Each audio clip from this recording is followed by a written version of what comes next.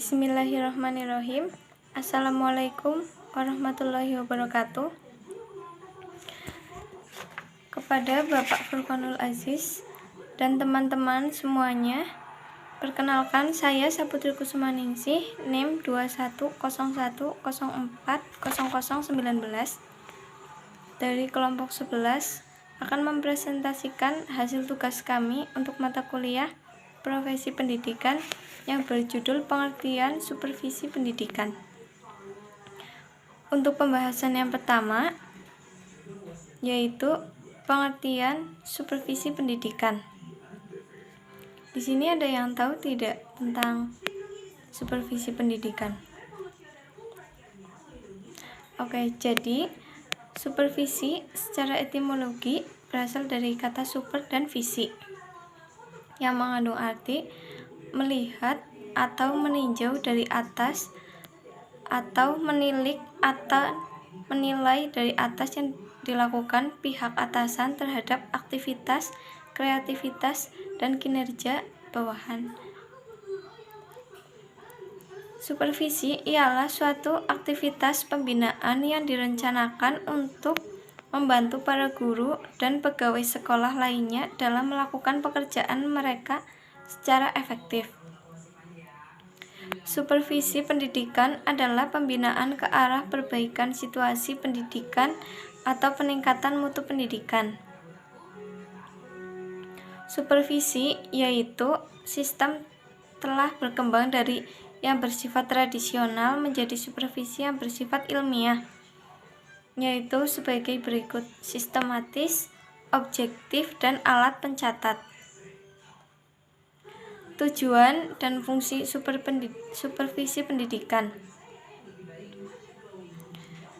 Yang pertama, menurut Hariwung, tujuan supervisi menurut Hariwung adalah sebagai pengendalian kualitas, pengembangan profesional, dan untuk memotivasi guru. Supervisi sebagai pengendalian kualitas artinya kepala sekolah sebagai supervisor bertanggung jawab memonitor proses belajar mengajar di sekolah. Yang kedua, menurut Piet Sahertian, menjelaskan bahwa tujuan supervisi ialah memberikan layanan dan bantuan untuk meningkatkan kualitas mengajar guru di kelas yang pada gilirannya untuk meningkatkan kualitas belajar siswa. Yang ketiga, menurut Made Pidarta, yaitu tujuan supervisi ialah membantu menciptakan lulusan optimal dalam kuantitas dan kualitas, membantu pengembangan pribadi, kompetensi, dan sosialnya, membantu kepala sekolah mengembangkan program yang sesuai dengan kondisi masyarakat setempat, ikut meningkatkan kerjasama dengan masyarakat atau komite sekolah. Mungkin sekian penjelasan dari saya tentang pengertian proses pendidikan, tujuan dan fungsi supervisi pendidikan. Setelah ini akan dilanjutkan oleh anggota kelompok saya yang lain. Terima kasih. Wassalamualaikum warahmatullahi wabarakatuh. Dapat 8 fungsi supervisi menurut Piet A. Sahertian. Yang pertama yaitu mengkoordinir semua usaha sekolah. 2. Memperlengkap kepemimpinan sekolah. 3. Memperluas pengalaman guru-guru. 4. Menstimulasi usaha-usaha yang kreatif. 5. Memberikan fasilitas dan penilaian yang terus-menerus. 6. Menganalisis situasi belajar mengajar. 7. Memberikan pengetahuan dan keterampilan. 8. Memberikan wawasan yang lebih luas. Terdapat 4 fungsi supervisi menurut Attenborough. Yang pertama yaitu penelitian, yang kedua penilaian, yang ketiga perbaikan, dan yang terakhir adalah peningkatan. Kemudian, terdapat 4 fungsi supervisi menurut Sutisna.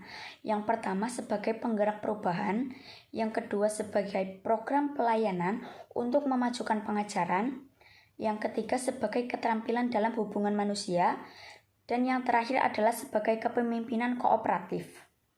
Terdapat dua fungsi supervisi menurut Pidarta. Yang pertama, fungsi utama ialah membantu sekolah yang sekaligus mewakili pemerintah dalam usaha mencapai tujuan pendidikan, yaitu membantu perkembangan individu para siswa. Yang kedua, fungsi tambahan ialah membantu siswa dalam membina guru-guru agar dapat bekerja dengan baik dan dalam mengadakan kontak dengan masyarakat dalam rangka menyesuaikan diri dengan masyarakat serta mempelopori kemajuan masyarakat. Prinsip dan teknik supervisi pendidikan. Prinsip-prinsip utama supervisi pendidikan ada 6, yaitu yang pertama adalah ilmiah. Ilmiah yaitu harus sistematif, objektif, dan menggunakan instrumen. Yang kedua adalah kooperatif, yaitu kerjasama antar supervisor dengan orang yang disupervisi. Yang ketiga yaitu kreatif. Kreatif yaitu mengambil inisiatif sendiri dalam mengembangkan situasi belajar mengajar. Yang keempat, realistik, atau memperhatikan segala sesuatu dengan benar. Yang kelima yaitu progresif, atau setiap kegiatan yang dilakukan tidak terlepas dari ukuran dan perhatian. Dan yang terakhir adalah inovatif, yaitu melakukan perubahan dengan penemuan-penemuan baru. Teknik supervisi pendidikan dibagi menjadi 2. Yang pertama ada teknik individu. Teknik individu adalah teknik pelaksanaan supervisi yang digunakan supervisor kepada pribadi-pribadi guna peningkatan kualitas pengajar di Indonesia. Yang kedua adalah teknik kelompok. Kelompok teknik supervisi yang bersifat kelompok ialah teknik supervisi yang dilaksanakan dalam pembinaan guru secara bersama-sama oleh supervisor dengan sejumlah guru dalam satu kelompok. Teknik individu supervisi pendidikan ada 3. Yang pertama yaitu teknik kunjungan kelas. Kunjungan kelas dapat dilakukan dengan 3 cara, yaitu kunjungan kelas tanpa diberitahu, kunjungan kelas dengan pemberitahuan, dan kunjungan kelas atas undangan guru. Kemudian ada teknik observasi. Kelas teknik observasi adalah kelas yang dilakukan pada saat guru mengajar, dengan tujuan untuk memperoleh data tentang segala sesuatu yang terjadi selama proses belajar mengajar. Yang ketiga adalah percakapan pribadi. Percakapan pribadi merupakan dialog yang dilakukan oleh guru dan supervisornya yang membahas tentang keluhan-keluhan atau kekurangan yang dikeluarkan oleh guru dalam bidang mengajar. Kemudian ada teknik kelompok supervisi pendidikan. Yang pertama, pertemuan orientasi, yaitu sistem kerja yang berlaku di sekolah itu. 2. Proses dan mekanisme administrasi dan organisasi sekolah.